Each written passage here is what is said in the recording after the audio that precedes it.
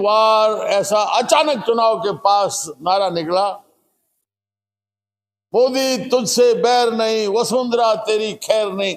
ये साजिशपूर्ण तरीका घर के अंदर जब चलता है तो ये षड्यंत्र कहलाता है। तो ये नारा अंदर से देके बहुत बड़ा नुकसान किया, वरना वसुंधरा जी कोई हालत में हारने वाले नहीं थे, लेकिन ये हराया गया नारा देके।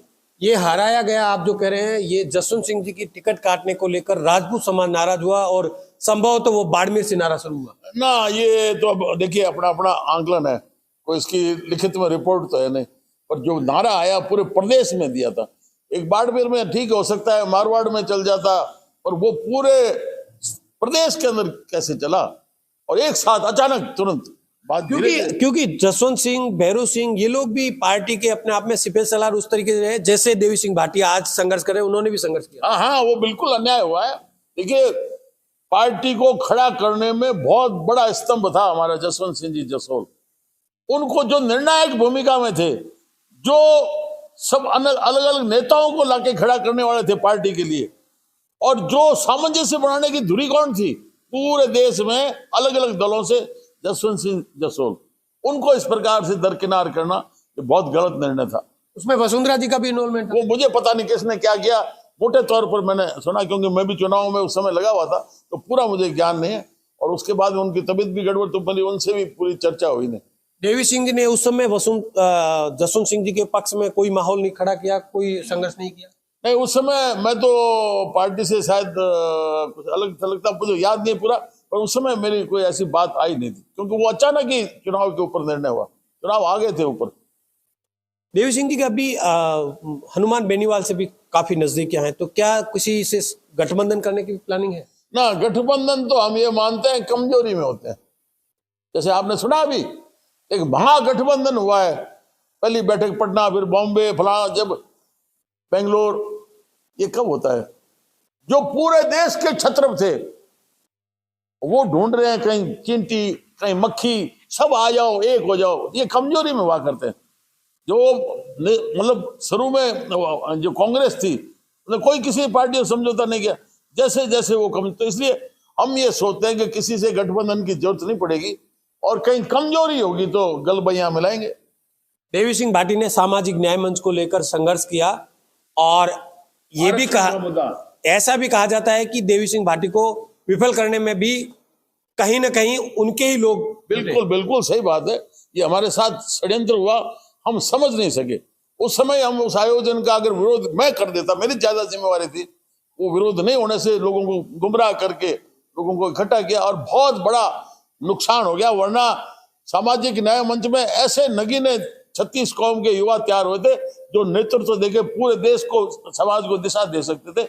वो वास्तव में षड्यंत्र हुआ हमारे साथ। सामाजिक न्याय मंच का जो संघर्ष था उसी की परिणति है कि अब आर्थिक आधार पर आरक्षण 10% आरक्षण आज सवर्णों को दिया गया। किसमें? जो संविधान में प्रावधान नहीं था आर्थिक आधार पर आरक्षण देने का, और 10% आरक्षण राज्य की सेवाओं में मिला है। और इसलिए सच्ची लड़ाई लोगों के लिए लड़ो, इसमें निष्पक्ष होकर आप लोग साथ देते हैं। हमने तो देखा, आपने देखा, पूरे प्रदेश में अपनी जेब से खर्चा करके लोक सभाओं में पहुंचते थे, वो एक नजारा होता है। अब तो पैसों से बुलाओ मजदूर।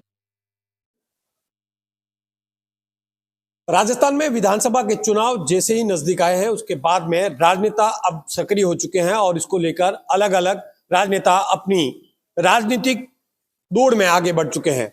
आज हमारे साथ में हैं राजस्थान के फायर ब्रांड नेता कहे जाने वाले पूर्व मंत्री व पूर्व भाजपा नेता देवी सिंह भाटी, जो कि अपने क्षेत्र के साथ ही राजस्थान के पश्चिमी क्षेत्र में घूम रहे हैं, और वसुंधरा राजे को जिस तरीके से दरकिनार किया जा रहा है, इनका आरोप है, उनके खिलाफ में वह तीसरे मोर्चे की बात करते हैं। हम उनसे बातचीत करते हैं किस तरीके के स्वरूप में तीसरा मोर्चा अब अस्तित्व में आएगा। जी, हम तो ये मुद्दा लेके निकले हैं कि देखिए, हमने भाजपा को बहुत मेहनत करके और आगे बढ़ाया, स्थापित किया, और उसमें योगदान दिया वसुंधरा जी राजे ने, जिनके कारण से पहली बार भाजपा के स्पष्ट बहुमत आया। अब उनको साजिशपूर्ण तरीके से किनारे किया जा रहा है, वो हमें बर्दाश्त नहीं है। और क्योंकि वसुंधरा जी को किनारे नहीं किया जा रहा, ऐसे लोग जो पूरे प्रदेश में जनता के बीच में है, बहुत भारी लोगों की चाहत है, ऐसे लोगों को किनारा करके और अपने जो चाटुकार हैं उनको आगे लाके प्रतिनिधित्व देना चाहते हैं। इसलिए हम उस विरोध में पूरे प्रदेश में निकले। अभी पूरे मारवाड़ के जिलों में मैं घुमाऊं, अब उसके बाद में आगे तय करेंगे कि हम आड़ोती में, फिर मेवाड़ और अजमेर संभाग, जयपुर संभाग और भरतपुर संभाग में जाएंगे और उसके बाद में तय करेंगे कि तीसरा मोर्चा का अस्तित्व किस नाम से, नामकरण से हो और आगे सारी लड़ाई लड़नी है। देवी सिंह जी, आपको लेकर कहा जाता है कि आप बहुत स्पष्टवादिता हो और आपको कभी भी किसी तरीके की नेगेटिव चीजें पसंद नहीं आती है, तो ऐसे में आपको लगता नहीं जो पुराने जो नेता रहे हैं जिन्होंने पार्टी के लिए बहुत संघर्ष किया है, जब इस पार्टी का अपने आप में जो स्वरूप आज दिख रहा है, उन लोगों को किनारे करना कितना आपको दुख? देखिए, वही बात है जो जनता के बीच में, और आप अचानक एक नया चेहरा लाके विधानसभा क्षेत्र में, लोकसभा में दे देते हो। लोकसभा चलो अलग है क्योंकि वो नरेंद्र मोदी जी के नाम से जीती जाती है, लेकिन आप विधानसभा में आप अलग, जो हमारा इसमें पंचायत राज है या और कोई है, उसमें ऊपर से जो थोपते हैं, ये जो पैराट्रूपर उतारते हैं, उसका हम विरोध करते हैं। और ऐसे लोग दुखी हैं, वो दुखी लोग ही हैं, वही मेरे साथ जुटेंगे इस तीसरे मोर्चे के लिए, और बहुत भारी संभावना है, बराबर लोग मेरे संपर्क में पूरे राजस्थान में। अच्छा, कितने प्रत्याशी ऐसे होंगे जिनको आप मैदान में उतारेंगे? और इसके बीच में अगर वसुंधरा राजे को पार्टी नेतृत्व संभालने के लिए कहती है तो देवी सिंह का क्या कदम रहेगा?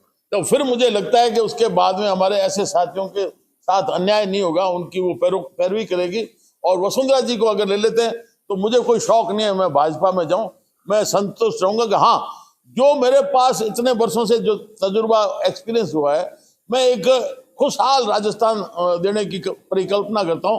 चाहे वो किसान है, चाहे और छोटे व्यवसायी हैं, चाहे बेरोजगार लोग हैं, मजदूर हैं, उन सबके लिए मेरे पास दिमाग में योजना है। वो मैं सोचता हूं कि वो फलीभूत हो जाएगी, लागू हो जाएगी। बस इतना ही मुझे चाहिए। और मुझे कोई ऐसा ना तो चुनाव लड़ने का शौक है, पर हाँ, ऐसे लोग जो पार्टी से बरसों से जुड़े हुए थे, जिनके साथ अन्याय होने की संभावना बन रही थी, और वसुंधरा जी के आने के बाद में ऐसी संभावनाएं खत्म हो जाएगी, मैं संतुष्ट हो जाऊंगा।